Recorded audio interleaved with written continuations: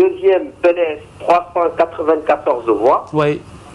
Troisième, Bokk Gis Gis, 121 voix. Quatrième, CPJE, Nailer, 63 voix. Cinquième, oui, MRDS, 46 voix. Sixième, Besdouniak, 36 voix. Septième, AJPADS, 35 voix. Huitième, Teki avec 26 voix. Donc, Khalifa, nous avons pris les 8 premiers partis ou coalitions de partis. Il y a les autres qui sont également, qui ont enregistré des résultats différents, donc avec peut-être un classement qui sera fait à l'issue du décompte final. Mais pour le moment, les 8 premiers au niveau du centre témoin, centre Ndéné Diodio Ndiaye de Kaffrine, sont premier Benno Bokk Yakaar, deuxième PDS, troisième Bokk Gis Gis, quatrième CPJE Nailer, cinquième MRDS, sixième Besdouniak, septième AJPADS et huitième Teki. Voilà, c'est le résultat, le classement, donc à l'issue de ce scrutin ici au centre Ndéné Diodio Ndiaye. Nous attendons les résultats, nous avons les résultats peut-être de quelques bureaux, oui, mais nous voulons attendre carrément les résultats globaux pour avoir une idée de la majorité qui se dégage ici à Kaffrine. Très bien. Merci beaucoup, Mamadou Amar Ndiane, qui nous appelait de Kaffrine. Alors, cette soirée électorale se poursuit. Vous aurez aux environs de 0h Papa Ngagne Ndiaye autour d'autres spécialistes ou de politiques pour justement analyser cette journée électorale. Un peu avant, Ndeye Fatou Niang également pour poursuivre la soirée. Et nous allons terminer avec notre spécialiste de la décentralisation qui nous accompagne depuis 19h pour parler justement des enjeux de ce scrutin, Malick Diagne. Oui, oui, c'est vrai que c'était des élections à enjeux multiples. Le Sénégal a connu récemment un changement de régime, surtout au niveau de l'exécutif. Donc après, normalement, il fallait voir, le président a besoin d'une majorité parlementaire pour pouvoir dérouler sa politique, oui, gouverner comme il le veut. Dans le cas contraire, comme il faut, un peu comme il voilà, faut, pas comme il le veut. Comme il faut, voilà, voilà, vous avez raison de préciser. Dans le cas contraire, ce serait une cohabitation. Oui. Et ce serait une expérience nouvelle que le Sénégal n'a jamais connue. Et embêtant pour... Voilà, et peut-être embêtant, mais moi je suis de ceux qui estiment que le Sénégal a besoin d'explorer cette expérience-là. Parce qu'il y a un processus démocratique que nous envie pratiquement toutes les grandes démocraties maintenant, mais je suis de ceux qui pensent que notre classe politique a un problème et qu'il faut la mettre à l'épreuve, il faut la mettre dans une situation de cohabitation pour qu'elle... Parce que aussi, bon, il y a un principe un processus de maturité aussi. Alors je vous laisse le dire puisque les bureaux de vote sont fermés. Mais ça c'est une position personnelle qui n'engage que moi pour le bien de la démocratie sénégalaise, pas seulement pour ces élections-là, mais pour les élections à venir, il faudrait une cohabitation pour que nos hommes politiques apprennent à se parler dans le bien du Sénégal, dans l'intérêt de la nation, de la République sénégalaise. Donc il y avait ça, une cohabitation à éviter pour le nouveau président, une cohabitation pour l'opposition, pour un équilibre des pouvoirs. C'était intéressant de voir, moi, ce qui m'intéresse le plus, c'est à chaque fois quand il y a un changement de régime, il y a une mutation électorale, surtout en monde rural, dans le milieu rural, l'électorat rural. C'est un électorat qui, à chaque fois qu'il y a un changement de régime, il y a une mutation. C'est un électorat qui est toujours avec le régime. Ce serait intéressant aujourd'hui de voir comment ont voté les populations des communautés rurales de l'intérieur du Sénégal. Ce serait pour voir si on peut justement vérifier cette hypothèse ou pas. De voir aussi en milieu urbain, notamment Dakar, Pikine, Guédiawaye, donc qui avaient voté en masse pour le candidat Macky Sall lors du premier tour et du deuxième tour, pour voir 100 jours après comment cet électorat perçoit justement Macky Sall, comment il le traduit dans le vote des élections législatives. Donc il y a un certain nombre c'est des élections intéressantes, il faut voir à partir des résultats. Je pense qu'il y a un certain nombre d'interprétations à faire, et un certain nombre d'enseignements, et un certain nombre d'analyses qu'on peut faire justement sur sur ces résultats. Très bien. Alors, dernière question en tant que spécialiste de la décentralisation, Malick Diagne. Donc, 45 départements pour un petit pays comme le Sénégal. Est-ce que vous inviteriez aujourd'hui les nouvelles autorités à revoir tout cela ou pas? Je pense qu'ils le comprennent. Hein. Je pense qu'elles le comprennent très bien, qu'il y a une urgence à revoir. Urgence, vous dites urgence? Oui, il y a une urgence à revoir l'organisation administrative du Sénégal parce qu'elle est inadaptée. Elle obéit beaucoup plus à des principes politiques qu'à des principes rationnels. En tout cas, nous, les pays que nous visitons, les pays dans lesquels nous travaillons, ont compris aujourd'hui qu'il faut une bonne organisation administrative pour réussir son développement.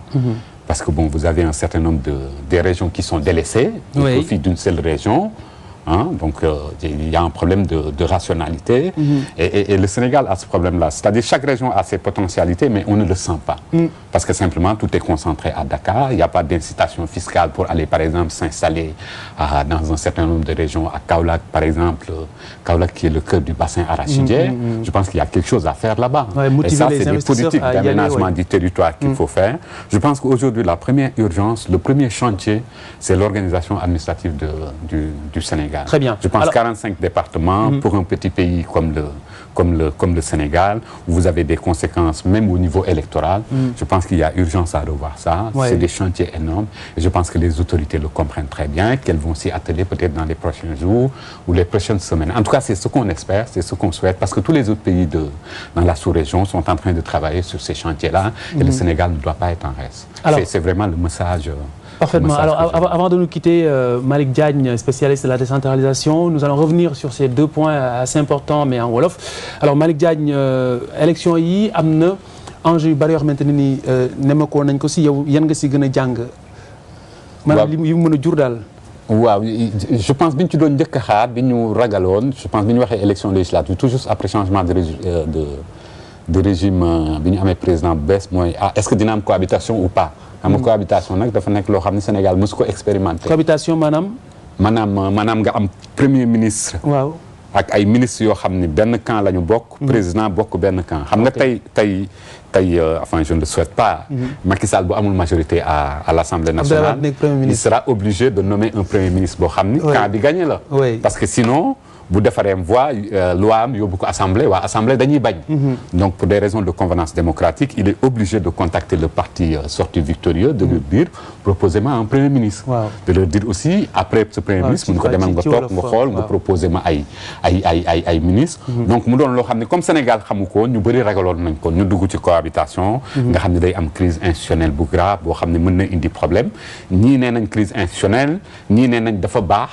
man par exemple personnellement je suis pour que ñu xam expérience boobu parce que mosuñu ko xam nga démocratie ay conquête la tey dem nañ ba nga xam ne Sénégal dinañ organiser élection sans que mu am benn problème mais classe politique yi y a des problèmes parce que mënuñu toog di waxtaanandoo di discutandoo pour le bien de l'État du Sénégal pour le bien de la nation pour le bien de la République mais yaakaar nag cohabitation bu ñu ko expérimenté dinañ dem ba nga xam ne dina am président ak premier ministre boo xam ne bokkuñu camp mais dinañ toog di waxtaan bokk conseil des ministres di toog di jëlandoo ay loi di ko yóbbu assemblée di ko adopté sans que ñu bañ a bokk benn même camp mais toog waxtaan parce que démocratie aussi moo waral loolu moo laal loolu bëkkante yi assemblée nationale day wàññeeku wala dafa waaw bu boobaa même mën na bëri sax mais dinañ dem toll ba fenn foo xam ne pour l'intérêt du pays bu kii jàppoon dinañ bàyyi parce que dinañ xam ne lii bu ñu ko continuer day indi crise institutionnelle te crise institutionnelle baaxul Sénégal bu boobaa dina indi maanaam démocratie bu civilisée maanaam nit ñi dinañ dem ba nga xam ne dinañ am maturité boo xam ne dinañ mën a yor dëkk bi sans que ñu ma am même vision sans que ñu am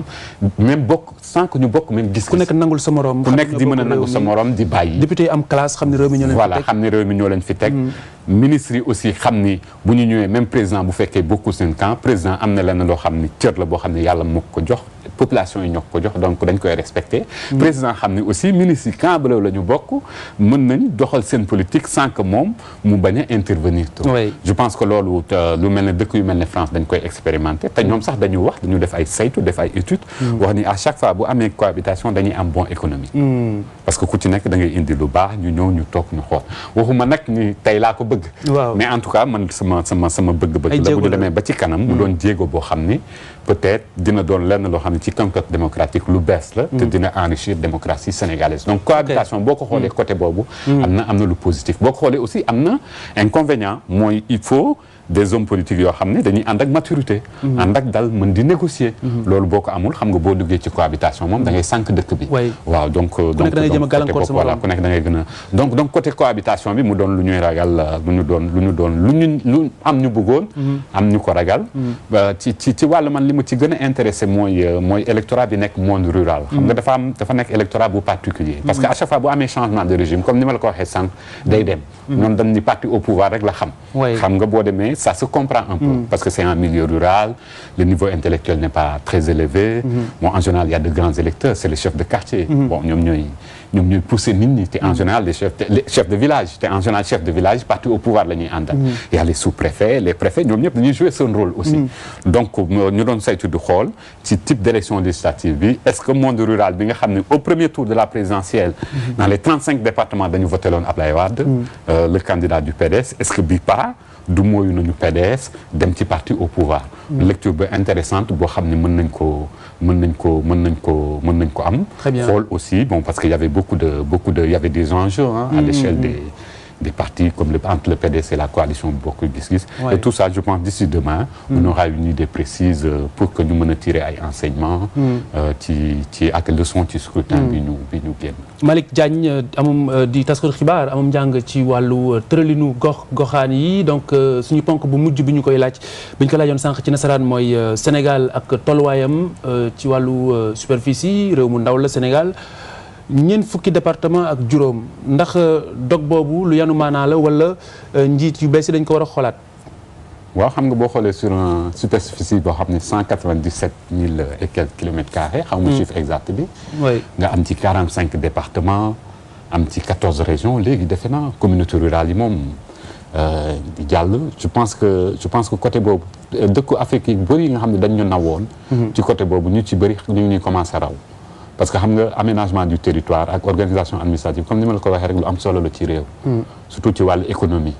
parce que ku la gën a organiser dëkkam territoire am dëkk bi gën a am uniformité ak cohérence territoriale dëkk boobu moo la gën a am chance pour développement am jaar yoon. cohérence bi mooy bu ñuy dagg dañuy dagg ndax daf ko laaj mais duñu dagg pour affaire voilà parce que am na paramètres yu bëri yoo xam ne da nga ciy tenir en compte. mooy population bi histoire bi économie bi sociale bi culture bi. yooyu yëpp daf ci am solo.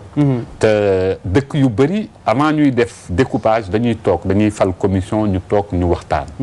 Sénégal en tout cas bi fi Abdou Diouf nekkee Senghor y avait ce principe-là. C'était une orthodoxie. À chaque fois avant ñuy découper dinañ toog def commission ñu saytu xool parce que dafa am experts yu bëri yoo xam ni dañuy intervenir ku ci nekk joxe sa xalaat. wax ni waa lii buñ ko defee mën na baax lii day am ay sociologues day am ay géographes.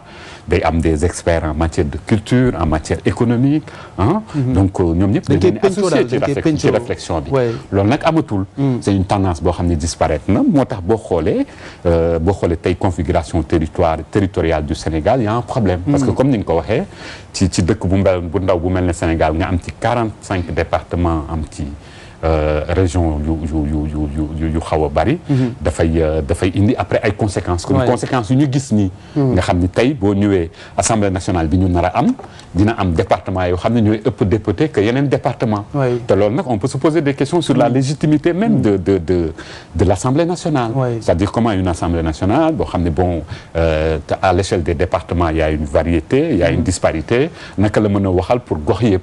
donc ma yaakaar ne nag loolu jot na pour ñu toog ñu waxtaan ci ñu xool ban solution la ñu war a apporter ci loolu. parce que donc lu jàmp la waaw y a une urgence c'est vraiment un chantier prioritaire et je pense que bon les autorités actuelles vont s'y mettre très bientôt parce que lu dul dëgg du yàgg. Malick Diagne. Spécialiste de la décentralisation, notre confrère Malick Diagne qui nous apportait les éclairages au sujet justement de ce mode de scrutin, mais également partager avec nous tout ce qui peut être avantage comme inconvénient dans l'aménagement du territoire. Mesdames, Messieurs, vous suivez toujours cette soirée électorale sur la TFM.